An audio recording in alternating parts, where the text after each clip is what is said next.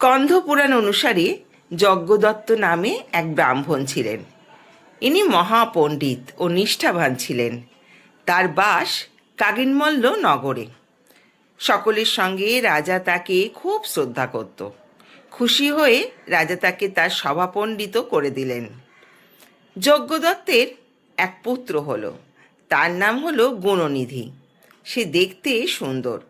যথাসময়ে তার পিতা তাকে বিদ্যা অর্জনের নামে পাঠালেন গুরুগৃহে। সে সকালে যায়, বিকেলে ফিরে আসে। যজ্ঞদত্ত রাজসভায় যান খুব সকালে, বাড়ি ফেরেন রাত্রিরে। তিনি যখন ফেরেন তখন ছেলে ঘুমিয়ে পড়ে। তাই সে ছেলেকে আদরও করতে পারে না, কিংবা কথাও বলতে পারে না। ধীরে ধীরে ছেলে বড় হলো। সে বহু জ্ঞান অর্জন করে, কিন্তু তার সঙ্গী সাথীরা বড়ই খারাপ, বদ প্রকৃতির। তাদের কাজ হলো জুয়া খেলা, নষ্টামি করা।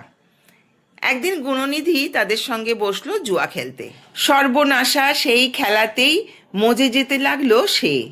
তার ফলে পড়াশোনা যা করেছিল, অনাভ্যাসের কারণে এবং অনুশীলনের অভাবে সব ভুলে যেতে লাগলো। রাত দিন প্রায় সব সময়ই পড়ে থাকে জুয়ার আড্ডায়। যজ্ঞদত্ত রাজসভায় যায় বলে সর্বদা সে তার ছেলের খোঁজ খবর নিতে পারে না। কেবল স্ত্রীর কাছে জেনে নেয় ছেলে প্রত্যহ গুরুগৃহে যায় পড়তে, মন দিয়ে লেখাপড়া শিখছে। এইটুকু শুনেই খুব খুশি যজ্ঞদত্ত।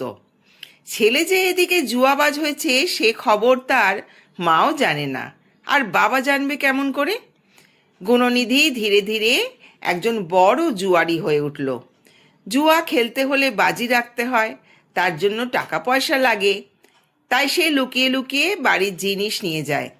একদিন সে মায়ের কাছে ধরা পড়ে গেল। গুণনিধি স্বীকার করে নিল যে জুয়া খেলার জন্য সে এইসব জিনিস নিয়ে যায়। পুত্র আস্তে আস্তে নষ্ট হয়ে গেছে জানতে পেরে মায়ের মাথায় যেন বজ্রপাত হলো। তিনি বহু ভৎসনা করল ছেলেকে, কিন্তু ছেলের যা মতিগতি, সে মায়ের কথা শুনবে কেন? সে বাড়ির গহনা নিয়ে চলল জুয়ার আড্ডায়। সে জিততে পারে না, শুধু হেরে যায়। যত হারে তার জেদ তত বাড়ে। ভাবে এর পরের খেলায় নিশ্চয়ই সে জিতবে। ব্রাহ্মণী মুশকিলে পড়লেন। তার একমাত্র ছেলে, সেই কিনা এমন জুয়াখোর হলো। স্বামীকে ভয়ে তিনি কিছু বলতে পারলেন না। যদি তিনি রাগের বশে কিছু করে ফেলেন। ব্রাহ্মণী মনে মনে ভাবল, যদি ছেলের বিয়ে দিই তাহলে তার মতিগতি ফিরতে পারে। যজ্ঞদত্তকে সে ছেলের বিয়ের কথা বলল। তিনিও রাজি হলেন। একটি সুন্দরী মেয়ে দেখে খুব ঘটা করে তিনি ছেলের বিয়ে দিলেন। এতে করেও ছেলের স্বভাব বদলানো না। মায়ের মন আরও খারাপ হলো। স্বামীকে বলবে বলবে করেও বলতে পারছে না। একদিন রাজসভা থেকে যজ্ঞদত্ত বাড়ি ফিরছেন। তিনি দূরে দেখতে পেলেন দুই জুয়ারিকে তারা কি যেন বলা বলি করছে। তিনি জুয়াখোরদের খুব ঘৃণা করতেন। তাই পথে তিনি জুয়াখোরদের দেখলে কিছু না বলে পাশ কাটিয়ে চলে যেতেন। সেই দিনও পাশ কাটিয়ে যেতে যাবেন, হঠাৎ তিনি দেখতে পেলেন এক জুয়ারির হাতে একটা আংটি। তিনি সেই জুয়ারিকে ডেকে বললেন, তোমার হাতে ওই আংটিটা দেখি। জুয়ারি হাত তুলে ধরল যজ্ঞদত্তের সামনে। যজ্ঞদত্ত চিনতে পারল এই আংটিটা তার নিজের। তিনি জিজ্ঞাসা করলেন, কোথায় পেলি এটা? জুয়ারি বলল, তোমার ছেলে জুয়ায় এটা হেরে গেছে, এটা আমি জিতেছি। জুয়ারির মুখে এমন কথা শুনে যজ্ঞদত্তের মাথায় যেন আকাশ ভেঙে পড়ল। বললেন, আমার ছেলে গুণনিধি জুয়া খেলে? জুয়ারি বলল, সে তো একজন মস্ত জুয়াখোর, কিন্তু আজ পর্যন্ত জিততে পারেনি, সব সময়ই হারে। কত দামি জিনিস যে হেরেছে তা সীমা নেই। কোনো কথা না বলেই যজ্ঞদত্ত চলে গেলেন নিজের ঘরে। পেটের খিদে ভুলেই গেলেন। স্ত্রীকে ডাকলেন, জিজ্ঞাসা করলেন, গুণনিধি কোথায়? স্ত্রী বললেন, পড়তে গেছে। আর কিছু না বলে ব্রাহ্মণী ঘরের মধ্যে ঢুকে গেলেন। তিনি বুঝতে পারলেন স্বামী ছেলের বিষয় জানতে পেরেছে। আজকেই তো বউয়ের গয়না খুলে নিতে গিয়ে এত ঝগড়াঝাঁটি। কেমন করে বলবো ছেলের কাণ্ড? যজ্ঞদত্ত ছাড়ার পাত্র ছিলেন না। আবার ডাকলেন। আমার কথাটা পুরো না শুনেই যে চলে গেলে ঘরের মধ্যে। বাইরে এসো বলছি। আমাদের বিয়ের সময় তোমাকে যে সোনার আংটিটা দিয়েছিলাম সেটা কোথায় রেখেছো? তাতে বহু দামি রত্ন বসানো ছিল। ব্রাহ্মণী এবার বিপদে পড়ে গেলেন। বললেন, এখন আমার খিদে পেয়েছে, আগে খেয়ে নাও, তারপর ধীরে সুস্থে দেখাবো। কোথায় রেখেছি খুঁজে দেখতে হবে। ব্রাহ্মণ বললেন, তুমি কেন আমার কাছে লুকোচ্ছ? ঘরের জন্য আমি অনেক জিনিস এনেছিলাম, রাজকাজে ব্যস্ত থাকায় ওগুলোর খোঁজ নেওয়া হয়নি। তোমার কাছেই ছেলের খবর নিতাম। তোমার গুণনিধি যে সত্যিই গুণের নিধি হয়ে উঠেছে তা আমার কাছে গোপন করলে কেন? ব্রাহ্মণী আর কি বলবেন, তিনি ধরা পড়ে গেছেন স্বামীর কাছে। তিনি মাথা নিচু করে চোখের জল ফেলতে লাগলেন। ব্রাহ্মণী, তুমি আমাকে তো ভালোভাবেই চেনো। আমি মিথ্যেকে ভীষণভাবে ঘৃণা করি, অনাচার সহ্য করতে পারি না। আর তুমি আমাকে এতদিন ধরে মিথ্যে কথা বলে আসছো। আমার বাড়িতেই এতদিন ধরে অনাচার চলছে, তুমি সব জেনে শুনে এইসব প্রশ্রয় দিচ্ছ, ছেলেকে সর্বনাশের দিকে ঠেলে দিয়েছ। ব্রাহ্মণী চুপ করে থাকলেন, কেননা স্বামী তো ঠিক কথাই বলছেন। একটা মাত্র ছেলে কিছু বললে যদি সে কিছু অঘটন ঘটায়, তাই তিনি স্বামীকে কিছু বলেনি। ফলে এখন তিনি স্বামীর কাছে মুখ তুলে কিছু বলতে পারলেন না। ব্রাহ্মণী, শোনো আমার কথা। আজ থেকে ওই ছেলেকে আমি ত্যাগ করলাম, তুমি ওকে ঢুকতে দেবে না আমার গৃহে। সন্ধ্যার সময় গুণনিধি ঘরে ফিরল। ব্রাহ্মণী স্বামীর কঠোর নির্দেশে তখন তাকে দূর করে দিল ঘর থেকে। সে যাবে কোথায়? কেউ তাকে আশ্রয় দিল না। সে পথে পথে ঘুরতে থাকে। ক্ষুধার জ্বালায় সে বুনো ফলমূল খায়। ভাবতে থাকে, হায়, এ কি করলাম!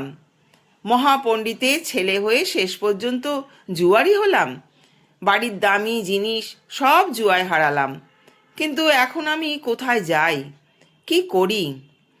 ক্ষুধায় কাতর হয়ে এভাবে ঘুরতে ঘুরতে একদিন আর সে ক্ষুধার জ্বালা সহ্য করতে পারছে না। কিন্তু সামনে কোনো খাবার দেখতে পেল না। সে কি করবে ভাবছে। এমন সময় সে দেখতে পেল একজন ভক্ত নানা ধরনের নৈবেদ্য সাজিয়ে রাস্তা দিয়ে চলেছে। সেই খাবার দেখে ক্ষুধার্ত গুণনিধি সেই লোকটির পিছু নিল। সেদিন ছিল শিবরাত্রি। এক শিবভক্ত সেই সব নৈবেদ্য নিয়ে শিবালয় যাচ্ছিল। সে শিবের সামনে নৈবেদ্যর ডালা নিবেদন করল। গুণনিধি রাতের অন্ধকারে দাঁড়িয়ে রইল বাইরে। দেখল যে লোকটি শিবের পুজো করছে। নৈবেদ্যাদি নিবেদন করল শিব ঠাকুরকে। আরও অনেকে এসেছে শিবের পুজো করতে। শিবরাত্রিতে সবাই মিলে নাচ গান করল। গুণনিধি বাইরে দাঁড়িয়ে সব দেখল, কিন্তু মাঝে মাঝে তার খিদের জ্বালা প্রবল হলো। এতই প্রবল হলো যে সে সহ্য করতে পারল না। প্রভাত হওয়ার পূর্বে সবাই ক্লান্ত হয়ে মন্দিরের একধারে ভূমিতলেই শুয়ে পড়ল। সেই সুযোগে গুণনিধি ধীরে ধীরে মন্দিরে ঢুকলো এবং ঢুকেই নৈবেদ্যের থালা খুঁজতে লাগলো। তখন টিমটিম করে প্রদীপ জ্বলছিল, তাই সব কিছু ভালোভাবে দেখা যাচ্ছে না।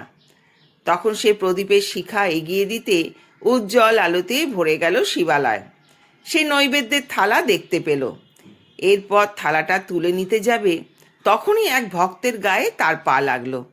সেই ভক্ত তখন জেগে উঠল, চোর চোর বলে চিৎকার করতে শুরু করে দিল। সবাই উঠে পড়ল এবং গুণনিধিকে সবাই মারতে লাগলো। দিনের পর দিন অনাহারে থাকায় সে এমনিতেই দুর্বল ছিল। তারপর মার খেয়ে তার অবস্থা আরও খারাপ হয়ে গেল। শিবরাত্রির দিন সে উপবাসে মরল। শিবালয়ে প্রদীপের বাতি উঁচিয়ে আলোর জ্যোতি পড়ল। অজ্ঞানতভাবেই তার ব্রত পালন করা হলো। এতে তার সকল পাপ নষ্ট হলো। শিবের ভূতেরা এসে তাকে নিয়ে গেল শিবলোকে। কৈলাসে সে বহুদিন কাটালো। তারপর তার জন্ম হয় পৃথিবীতে কলিঙ্গ রাজার পুত্ররূপে। তারপর রাজার মৃত্যুর পর সেই রাজ্যগুলি এবং সে রাজকার্য পরিচালনা করতে লাগলো ন্যায় নিষ্ঠা ভাবে। রাজা হয়ে গেল সে শিব পুজো করতে ভোলেননি। শিব পুজো না করে জলস্পর্শ করত না। যতদিন সে জীবিত ছিল ততদিন সে শিবরাত্রির দিন উপবাস করত, নিত্য শিবালয়ের বাতি দিত। তারপর মৃত্যুর পর শিবের অনুগ্রহে অলোকপুরীর রাজা হলো সে। অজ্ঞানত শিবরাত্রি ব্রত পালনের ফলে যদি এই ফল পাওয়া যায়, তাহলে জ্ঞানত ভক্তি ভরে যদি ঠিকমতো ব্রত পালন করা হয়, তাহলে কি ফল হবে তা সহজেই অনুমান করা যায়।